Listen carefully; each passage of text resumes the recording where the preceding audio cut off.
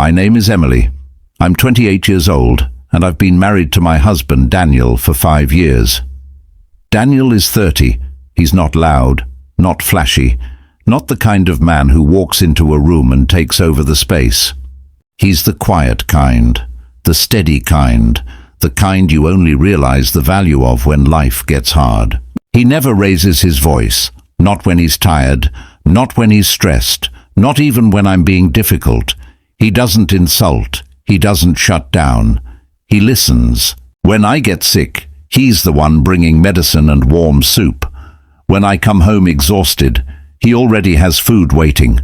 Every morning, without fail, he makes me tea before I even get out of bed. If I cry, he doesn't try to fix me. He just holds me and says, "You're strong, Emily. I'm proud of you." Daniel is a good man, but somewhere along the way, I started forgetting that. I work a corporate job, long hours, big responsibilities. I earn about $5,000 a month.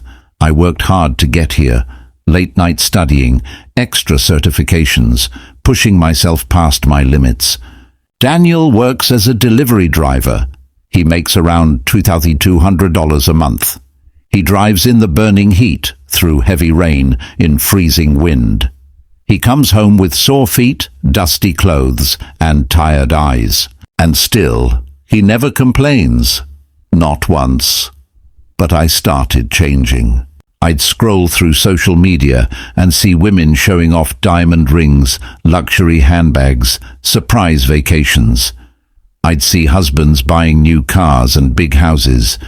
Then I'd look at Daniel, wearing the same worn-out shoes he'd had for 2 years. He never bought expensive clothes, never surprised me with fancy gifts, never talked about investments or business ideas. And slowly, a thought crept into my heart. Why can't he be more like other men? One day I finally said it out loud. "Daniel, why don't you do something better? Maybe start a business?" He looked down at his hands. "I don't really know how.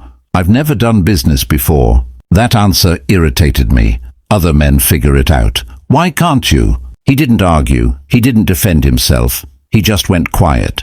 But I remember his eyes. They looked hurt. I saw it. And still, I didn't stop. What I also didn't talk about, what I ignored, was this. Every single month, Daniel sent $1,000 to his elderly parents. They're sick. They depend on him for their medicine and basic needs. He sends them money before he spends anything on himself. From what's left, he gives me $200 for the house. And I used to say, "That's not enough." I never said thank you, not once. One evening he came home much later than usual. "Where were you?" I asked. "I was looking for another job," he said quietly. I was surprised. "Did you find one?" "Not yet, but I'll keep trying." The next week he started leaving before sunrise and coming home after dark. He barely talked, barely smiled. Then one night he told me, "I found a second job. I'll work at a restaurant at night. It'll bring in about $2,000 more." I said, "Good job." That's it. I didn't ask how he felt. I didn't ask if he was exhausted. I didn't ask if he could handle it. Daniel started working both jobs, day shift, night shift, almost no sleep. He left before I woke up and came home after I was already in bed. The house felt emptier, even though he was working harder than ever for us. One night I heard a loud thud from the bathroom. I ran in. Daniel was sitting on the floor, leaning against the wall. His face was pale. His hands were shaking. "Daniel, what happened?" He tried to smile. "I'm just tired. Feeling a little dizzy." I called a cab and rushed him to the hospital. The doctor looked at me seriously and said, "His body is completely exhausted. This level of overwork is dangerous. He needs real rest." I sat next to his hospital bed, holding his hand, looking at his peaceful, sleeping face. And for the first time in a long time, I really saw him. I broke down.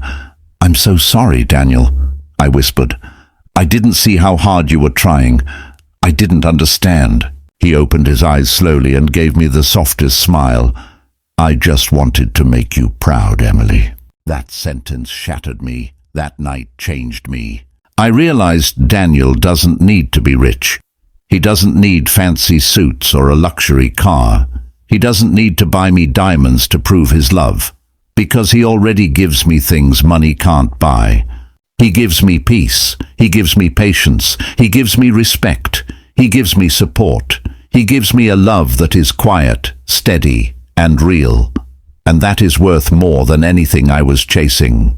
Since then, I stopped comparing, stopped complaining, stopped measuring my life against strangers on a screen. Now, when I look at Daniel, I don't see just a delivery driver. I see a man who sacrifices without announcing it, a man who loves without conditions, a man who would break himself just to see me smile. Daniel isn't just my husband, he's my safe place, my calm in every storm.